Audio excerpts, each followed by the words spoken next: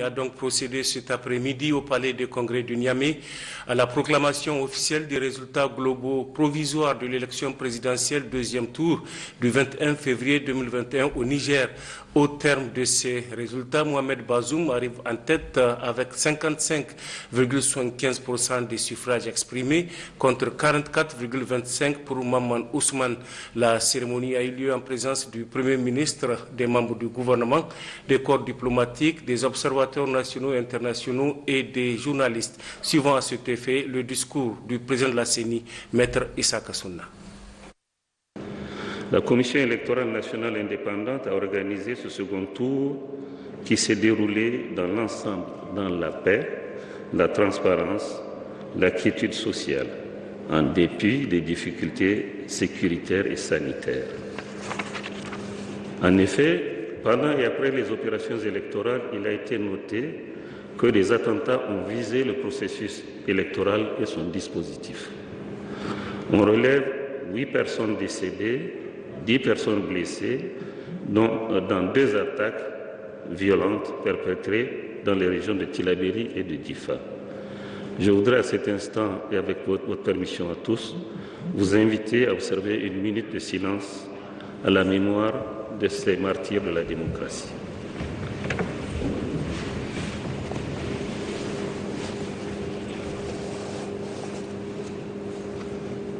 Je vous remercie.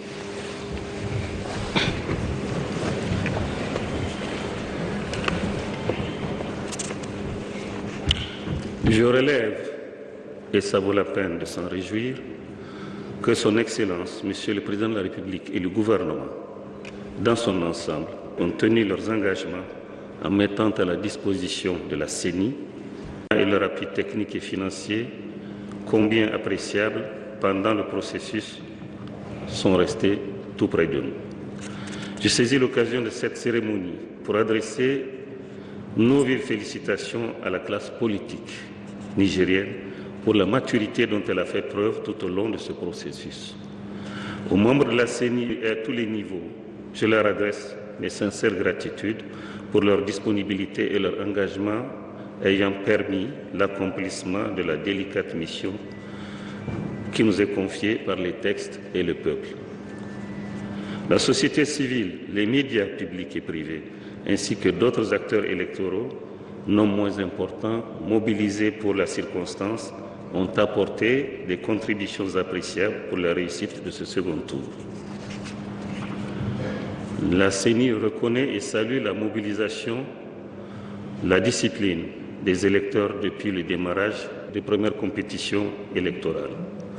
Une mention toute spéciale est faite à nos forces de défense et de sécurité qui, par leur perspicacité, le don de soi et leurs compétences avérées, nous ont permis de tenir bonne la tenue de ces élections dans la tranquillité.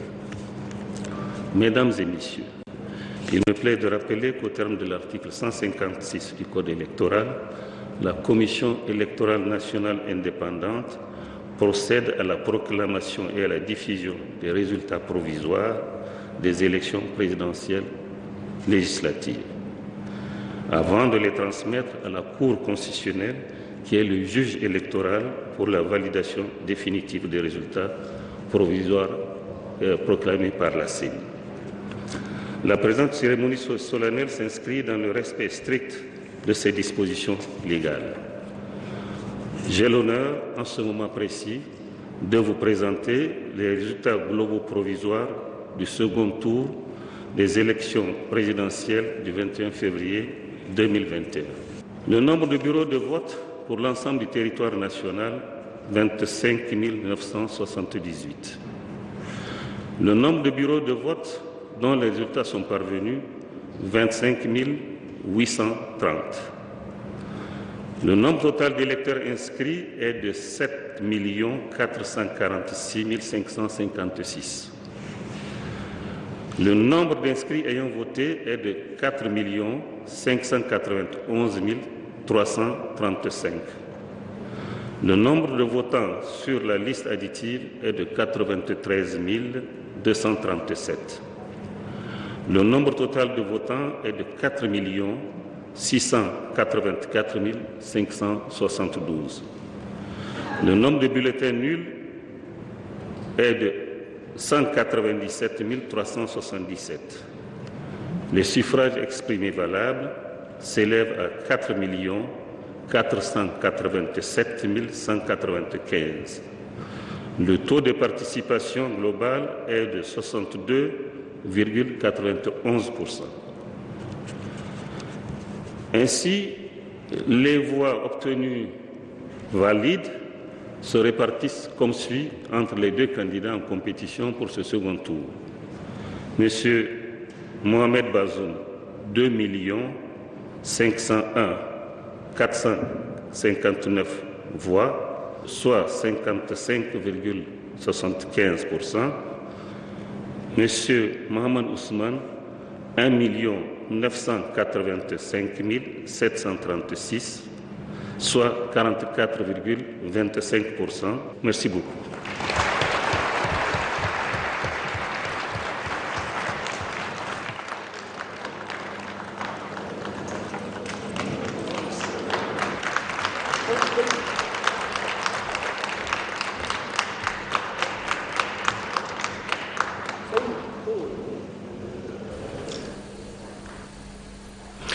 Et aussitôt après cette proclamation des résultats globaux provisoires, le candidat Bazoum Mohamed a, dans une allocution prononcée au siège de la direction de campagne de son parti et en présence des membres de sa coalition, salué le peuple nigérien pour la maturité dont il a fait montre lors de ce scrutin. Un extrait de son intervention. Je voudrais, en cet instant si singulier, rendre grâce à Dieu, le Tout-Puissant, pour sa décision de me confier la charge la plus lourde dont il peut gratifier un homme. Nous venons en effet de terminer ce long cycle électoral par l'organisation le dimanche 21 février 2021 du second tour de l'élection présidentielle.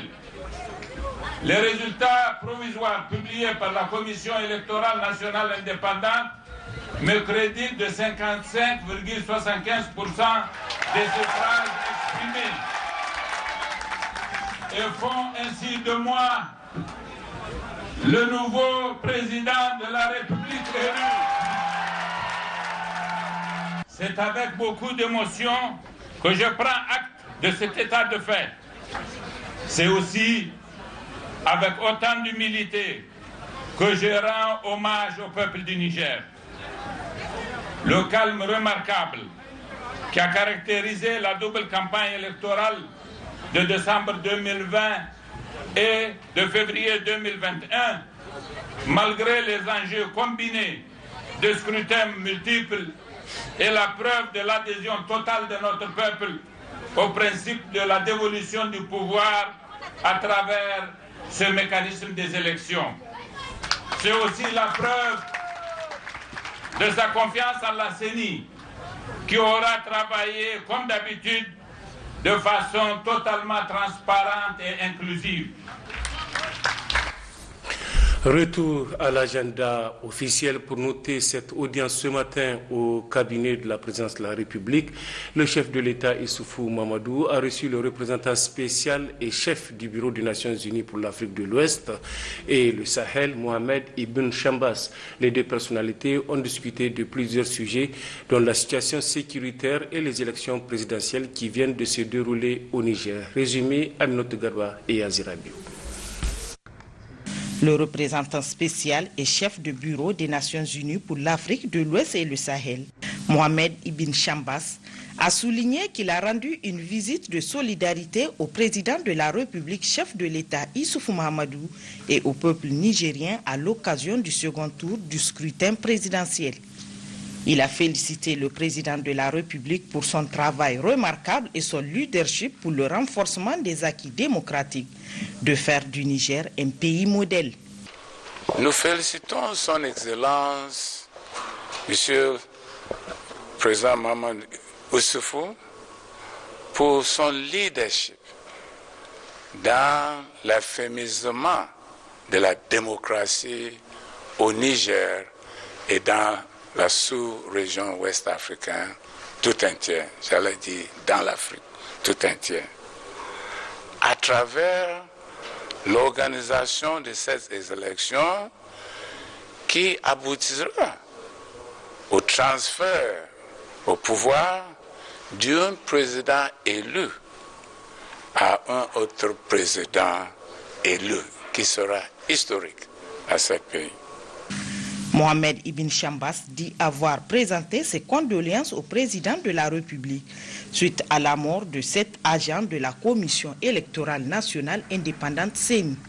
Le représentant spécial et chef de bureau des Nations Unies pour l'Afrique de l'Ouest et le Sahel encourage tous les acteurs politiques nigériens et leurs militants à rester mobilisés contre toute incitation à la violence et au discours de haine.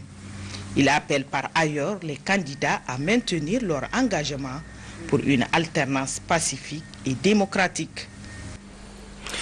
L'actualité nationale largement dominée par le second tour de l'élection présidentielle, ainsi la haute autorité de lutte contre la corruption et les infractions assimilées a rendu publique une déclaration relative à la mission d'observation des élections du second tour.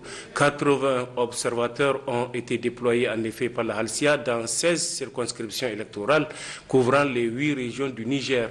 Les conclusions de cette observation avec le président de la Halcia, Abdraman Ousmane. Au terme de sa mission et en attendant le dépôt du rapport détaillé d'observation, l'Observatoire de la Halcia pour l'élection présidentielle deuxième tour du 21 février 2021 a fait les constatations suivantes. Une amélioration significative de l'organisation de l'élection par rapport au scrutin précédent. Des sessions de formation adaptées ont été dispensées aux membres des bureaux de vote. Dans certaines circonscriptions électorales, des simulations de vote ont été organisées à l'intention des membres des bureaux de vote afin de renforcer leur formation.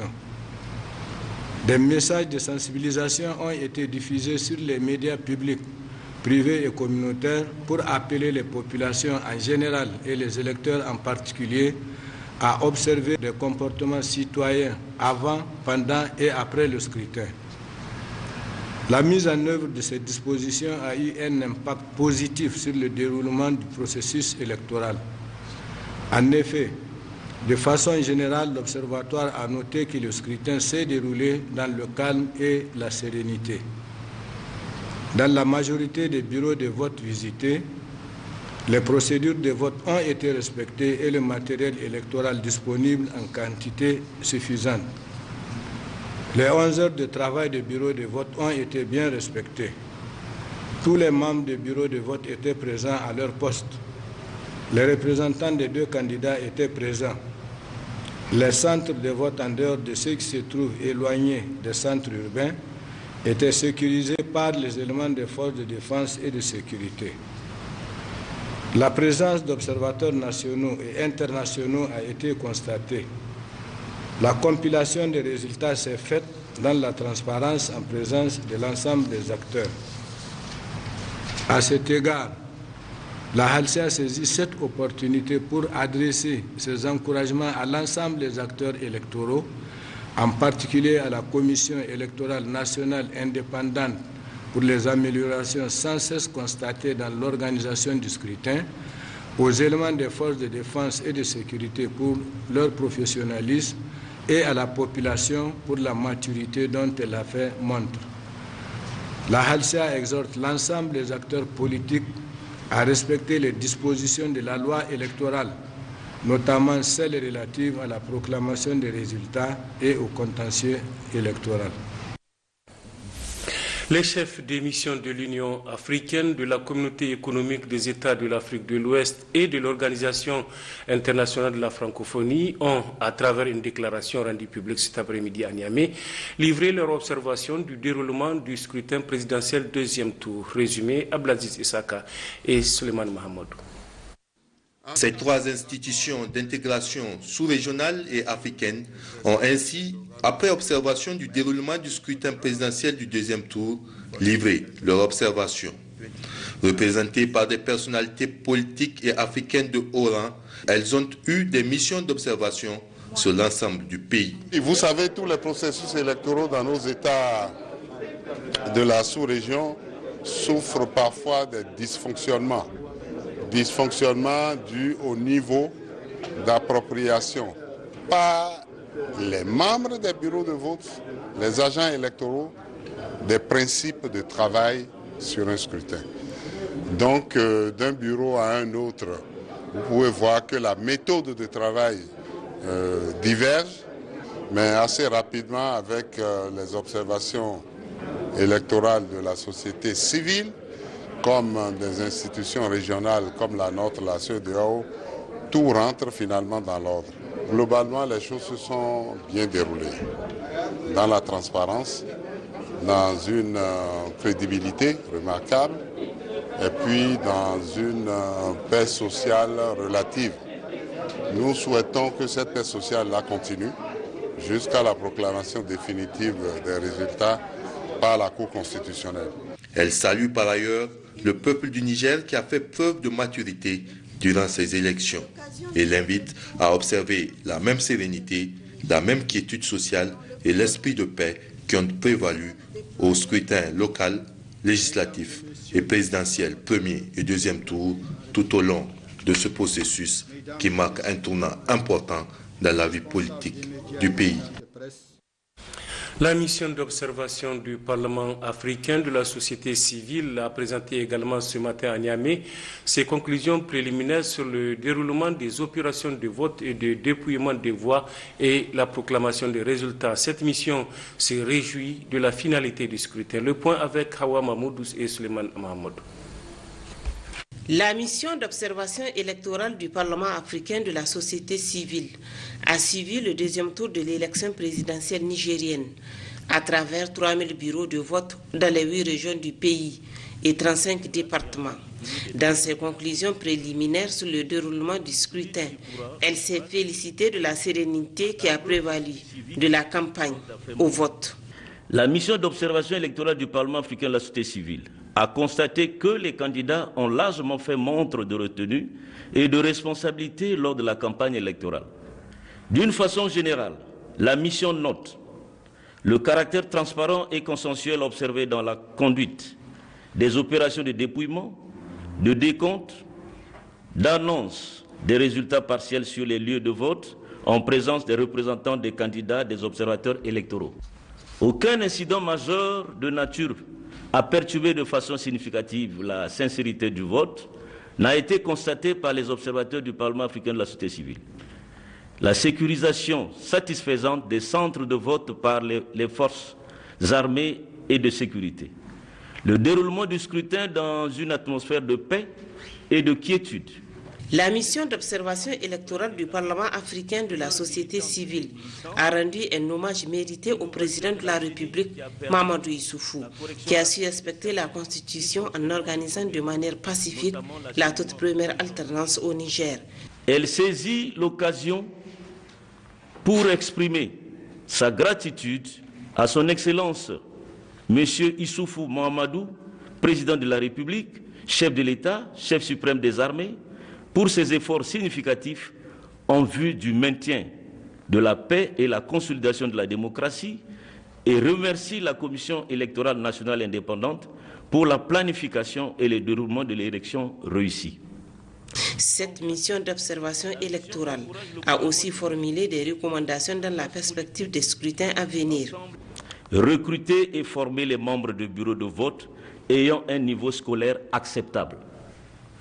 Assurer une gestion cohérente du patrimoine, matériel, archives, etc., dans le sens d'une préparation anticipée des échéances à venir. Enfin, la mission encourage le gouvernement nigérien, la classe politique, l'ensemble des Nigériens à prôner le dialogue, gage d'une paix durable au Niger. Elle a présenté également ses condoléances les plus émues au peuple nigérien et aux familles des victimes de l'attentat ayant tué 7 membres de la CENI dans la région de Tillabéri.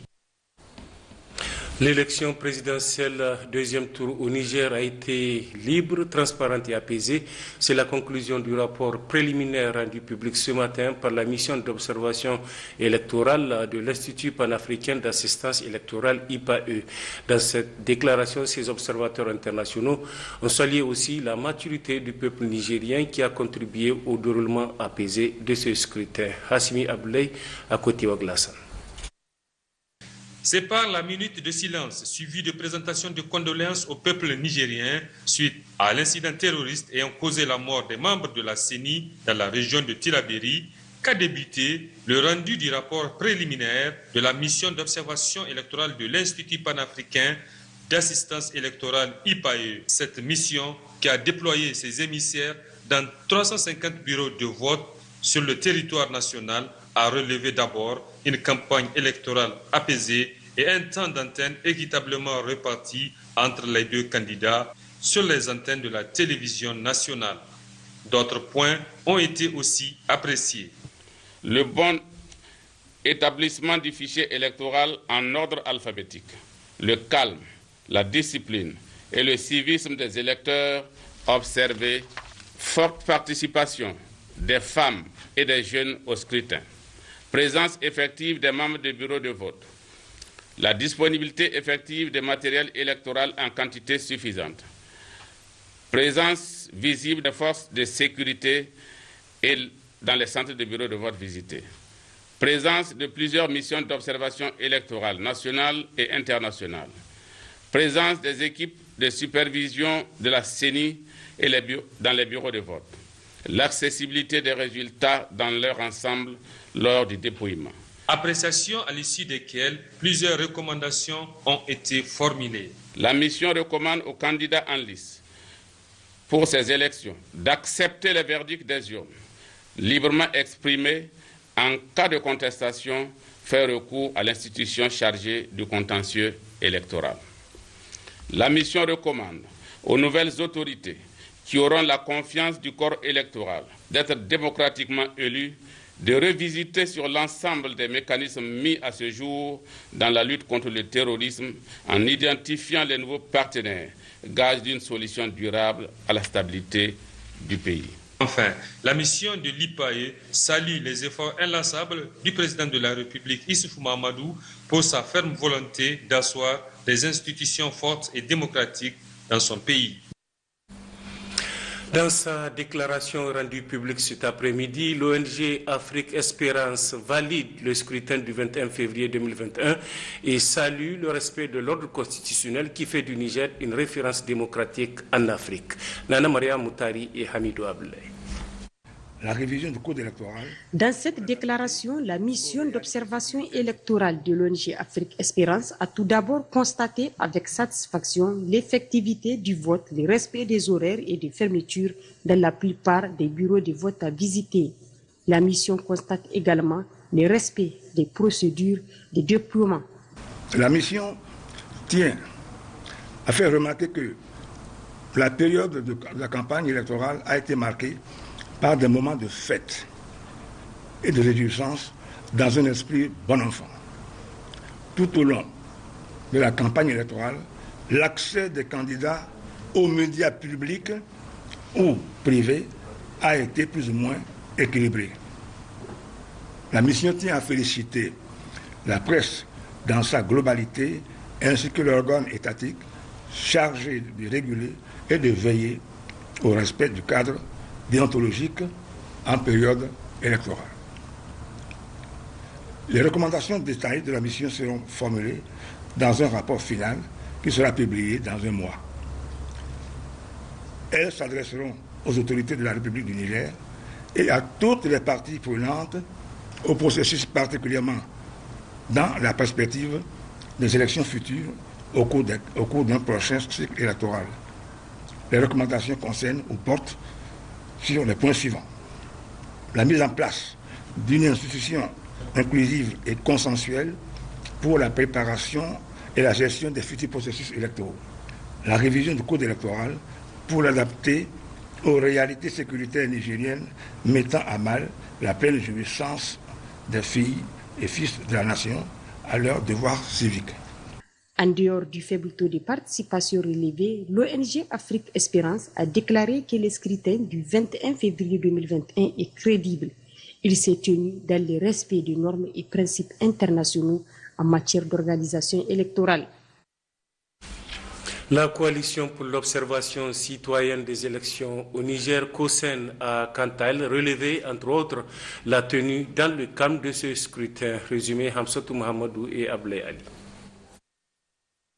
La coalition pour l'observation citoyenne des élections au Niger, COSEN, a assumé à l'occasion de la tenue du scrutin du 21 février dernier son rôle de veille électorale. Cette mission de la COSEN a été rendue possible grâce au financement de l'Union européenne. À l'issue de cet exercice, la COSEN a salué le calme et le respect du code électoral qui ont prévalu tout au long du processus. Le jour du scrutin, les différentes équipes de la COSEN ont couvert 1584 bureaux de vote dans les 8 régions du pays, dont 85% en milieu urbain et 15% en milieu rural.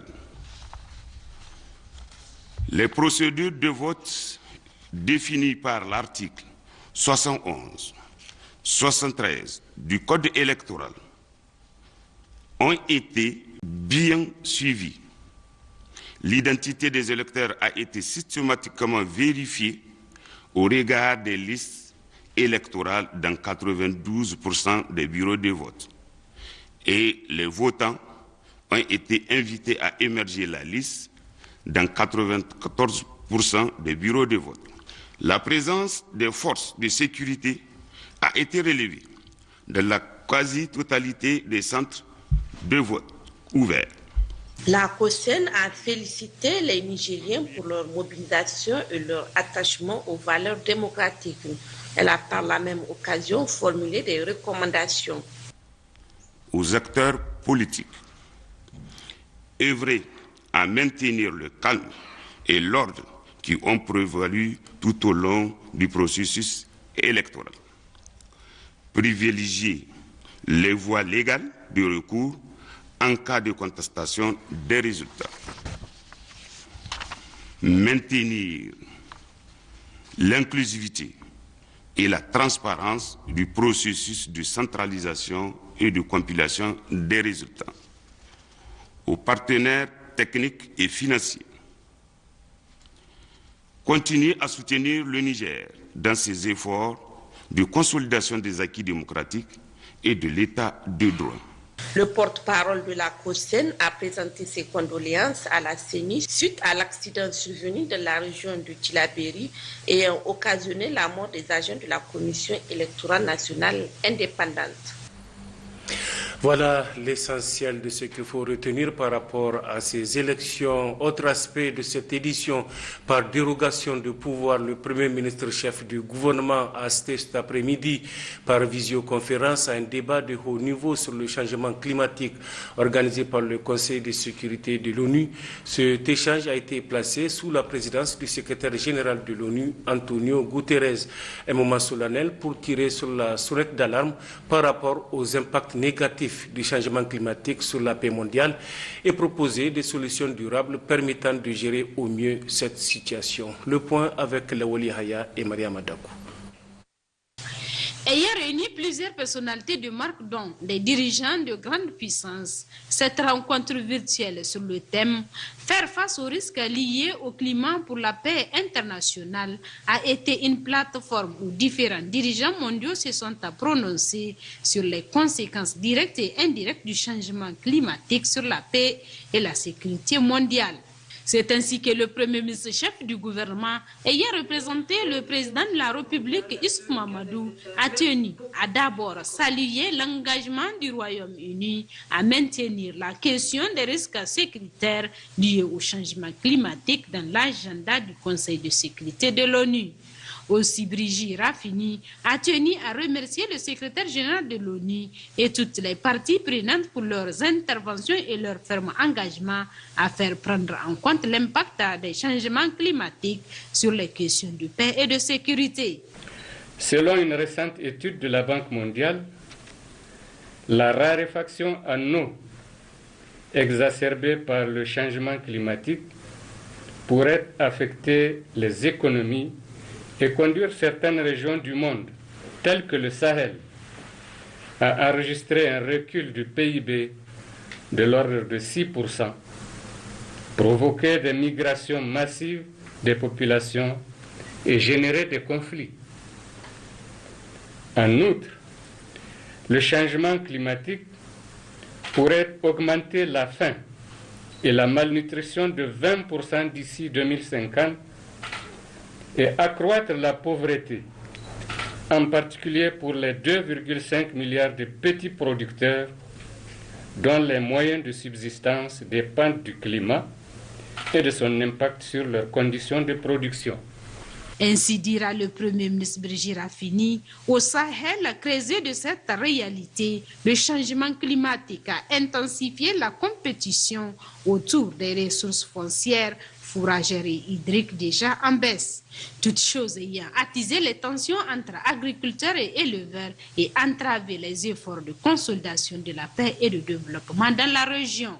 Aussi, cette plateforme d'échange et de recherche de solutions aux problèmes a été saisie pour adresser 3 messages importants. Mon premier message porte sur notre responsabilité collective de prendre en compte ce défi existentiel visant à un changement de paradigme. Le changement climatique et la dégradation des terres ne se limite plus à une question d'ordre environnemental, mais s'inscrit désormais dans une vision plus large qui lie étroitement les objectifs environnementaux aux objectifs de développement économique et social et partant à notre objectif commun qu'est la paix, la stabilité et la sécurité du monde. Tout comme nous l'avons fait pour la pandémie de la COVID-19, nous nous devons de considérer le changement climatique comme une menace à la paix et à la sécurité, et cela ne doit pas être source de division. Nous devons œuvrer ensemble, avec encore plus d'ardeur, pour traduire nos connaissances et politiques en des actions concrètes. Mon deuxième message est un appel à l'action à travers une approche intégrée et coordonnée. Dans le cas des efforts des Nations Unies et du Conseil de sécurité, un investissement accru dans les actions de prévention et d'anticipation dans les États fragiles pourrait limiter les conséquences humanitaires combinées du changement climatique et des conflits armés. Mon troisième message porte sur l'importance de changer la perception sur les régions les plus affectées par les risques sécuritaires liés au changement du climat, particulièrement le Sahel. Cette vision peut se concrétiser à condition qu'elle soit soutenue par un engagement ferme et une volonté politique conséquente. Pour conclure, le Premier ministre Brigitte Raffini, au nom de la Commission climat pour le Sahel que le Niger a l'honneur de présider, a invité chaque pays parti à la Convention des Nations Unies sur les changements climatiques à jouer pleinement sa partition afin de réussir ensemble à inverser la trajectoire du changement climatique. Visioconférence également ce matin entre le directeur général de l'Organisation internationale pour les migrations et le ministre nigérien des Affaires étrangères. Il s'agit de faire le plaidoyer pour la continuité de l'aide en faveur du Niger en tant que pays de transit des migrants. Nadia Maman Suleiman Wali. Présente au Niger depuis 2006, l'Organisation internationale pour les migrations contribue à renforcer les capacités du gouvernement pour une meilleure réponse face aux problématiques liées à la gestion des flux migratoires. C'est pour assurer la continuité de cette aide qui arrive bientôt à terme que se tient cette rencontre. Notre position de pays de transit nous met dans une situation extrêmement difficile parce que avant même que l'OIM n'envisage le renvoi et la réintégration. Nous devons les accueillir pendant un moment.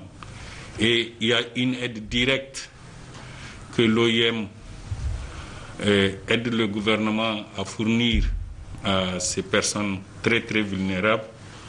Et qu'enfin, nous sommes aussi soutenus par l'OIM dans la gestion de nos frontières.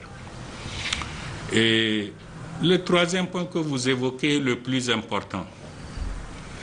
C'est-à-dire, c'est comment, à partir de la situation alarmante de la fin du programme du Fonds fiduciaire de l'Union européenne et la situation actuelle des ressources de l'OIM aujourd'hui sont très critiques, qui ne lui permettent pas de couvrir même jusqu'en avril ces besoins si importants, nous met dans une situation telle qu'il a été jugé nécessaire et urgent que le Premier ministre lui-même préside personnellement une table ronde des partenaires, des bailleurs. Je suis vraiment heureux d'entendre que, à votre niveau, le plaidoyer continue. Vous vous mobilisez avec beaucoup d'engagement parce que depuis Niamey, comme je vous ai dit, pour le moment, les échos que nous avons sont tout à fait timides. Il faut avoir l'honnêteté de le dire. Mais, comme vous l'avez si bien dit, le Niger ne baisse pas les bras. C'est humanitaire.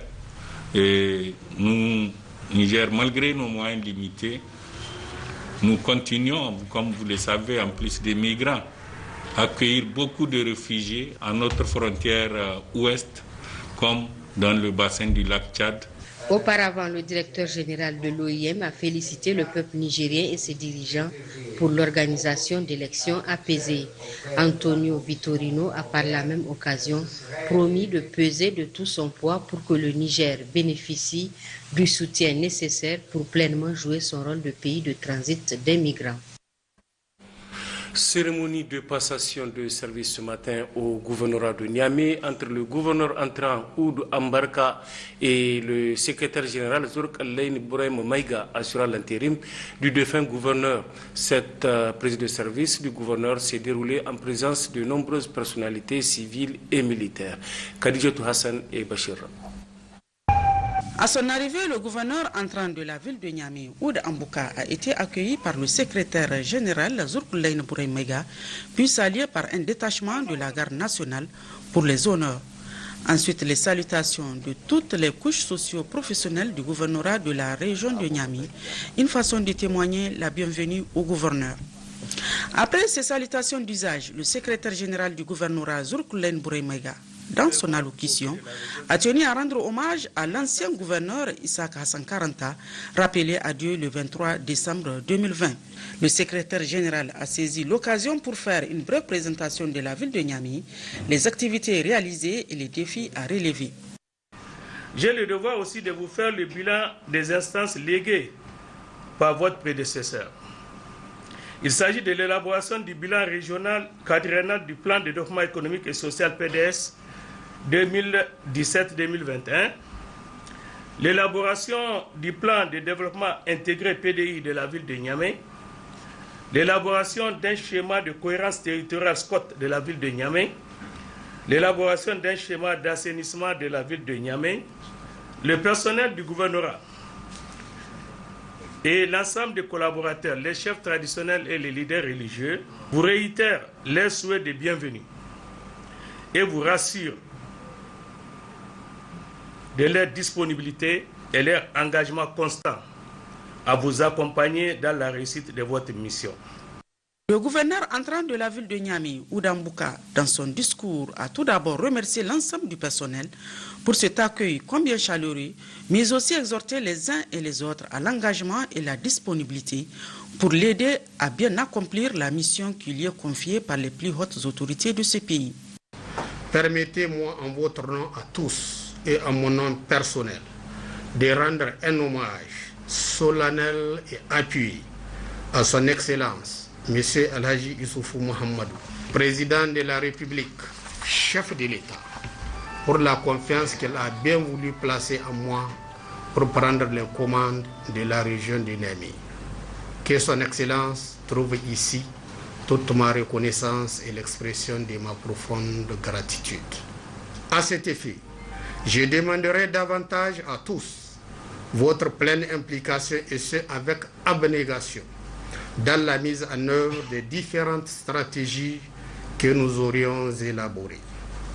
Ainsi, pour ma part, aux acteurs de développement, aux organisations de la société civile, à la chefferie traditionnelle et leaders d'opinion, ma porte reste constamment ouverte avec toute mon impulsion politique nécessaire de jour comme de nuit pour l'atteinte de nos objectifs. S'en est suivi la passation de service en présence de l'inspecteur général de l'administration territoriale Amadou Issoufou Daouda, qui a souhaité au gouverneur de la région bon vent dans sa nouvelle fonction. Le gouverneur a ensuite visité les bureaux du personnel, une manière aussi d'avoir déjà un aperçu sur les conditions de travail de ses plus proches collaborateurs. Sport à Difa. Dans le cadre de l'exécution de son programme annuel de ses activités, la Fédération nationale de karaté a prévu 3 principales activités. Le résumé avec Ben Youssouf Abdelaziz et Majiri Abrahama. Ainsi, après Tawa, Maradi et Zender, la mission de la Fédération nationale de karaté qui a séjourné à Difa a pour mission d'organiser à Difa un stage technique qui a pour objectif général le renforcement des capacités de tous les pratiquants du karaté pour un développement de l'activité à la base. Autre objectif assigné à la mission, uniformiser les techniques dans la pratique du karaté sur l'ensemble du territoire nigérien, mettre à jour les encadreurs de clubs, les entraîneurs et les conseillers techniques régionaux, donner aux encadreurs les outils pour la préparation des équipes régionales pour une participation efficace et efficiente aux différentes compétitions nationales et internationales en vue de susciter un engouement dans la pratique du karaté au niveau de la population jeune, adultes, hommes, femmes, à travers la vulgarisation des multiples vertus éducatives qui renferment la pratique du karaté. Ainsi, des passages au grade ont été organisés pour améliorer les niveaux et surtout multiplier le nombre des encadreurs au niveau de la région afin de pallier au problème de l'insuffisance des clubs dans la pratique du karaté. Ainsi, pour permettre aux ligues régionales d'être actives sur le plan technique en organisant des compétitions locales, chaque région a bénéficié d'une initiation pour plus d'une dizaine d'arbitres. Ces stages organisés à Difa a été une réussite car 22 pratiquants ont pris part au stage de renforcement des capacités pendant 4 jours. 13 pratiquants ont bénéficié de l'initiation au règlement de l'arbitrage international. 7 candidats ont fait des examens de passage à la ceinture noire, premier dan, tous admis. 4 candidats ont fait des examens de ceinture noire, deuxième dan, sont admis. Après la cérémonie de passage au grade, les responsables venus du niveau national ont adressé aux autorités de la région leurs sincères remerciements et des témoignages officiels de satisfaction ont été attribués pour les efforts et l'attention toute particulière pour la promotion de cette discipline par les autorités de la région. Les résultats des examens virologiques de ce jour 23 février 2021 se présentent comme suit. 10 cas positifs, dont 10 chez les demandeurs de tests PCR Covid-19 pour voyage et 3 alertes sur 244 tests réalisés à la Covid-19, dont 2 de sexe féminin, 2 de sexe masculin. Ces cas positifs se répartissent comme suit. 3 au niveau de la région d'Agadez, 3 au niveau de la région du Niamey, 1 au niveau de la région de Tawa, 2 au niveau de la région de Dosso, 1 au niveau de la région de Difa. Aucun décès enregistré ce jour. À ce jour, sur 79 565 personnes testées, 4 750 sont déclarées positives à la COVID-19, parmi lesquelles 4 261 guéris, 172 décès, 317 cas actifs, 22 en hospitalisation, dont 0 en réanimation. Le gouvernement attire l'attention des populations sur le fait que le virus circule fortement seulement au niveau communautaire, avec de plus en plus des cas présentant des signes souvent graves. Aussi, le gouvernement invite la population au respect strict de toutes les mesures prises. Le port de masque, le lavage des mains à l'eau et au savon et l'utilisation du gel hydroalcoolique doivent être strictement respectés en toutes circonstances. Pour toute information, appelez le 15 ou le 93 59 18 02. La Loterie nationale du Niger a procédé cet après-midi au tirage loto Balsa 590 dénommé Soudi, le déroulement du dit tirage. Mesdames, Messieurs, aimables parieurs de la Loterie nationale, bonsoir. Soyez les bienvenus au tirage loto Balsa 590 de ce mardi 23 février 2021. Sous la supervision de l'issue de Justice M. Chalaré Aboubakar, nous allons procéder au 453e tirage Soudi. Place au jeu et bonne chance à tous.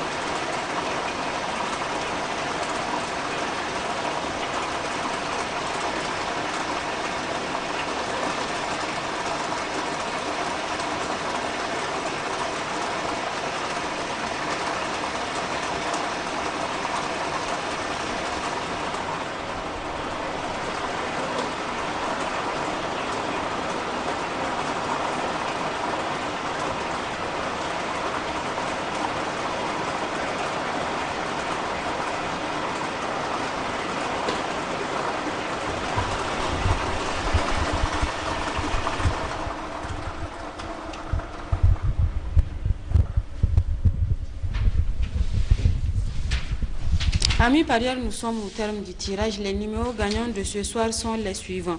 12, 3, 40, 61, 83. 12, 3, 40, 61, 83. Maître, veuillez nous certifier le résultat de ce tirage. Chers téléspectateurs, amis parieurs, comme venez de le constater, je valide et confirme la proclamation des résultats faite par la maîtresse de cérémonie des résultats du jeu gagnant de ce jour, mardi 23 février 2021. Les numéros gagnants suivants: 12, 3, 40, 61, 83. Félicitations aux heureux gagnants. Bonsoir. Et c'est la fin de cette édition, mesdames et messieurs. Merci de votre aimable attention. Bonsoir.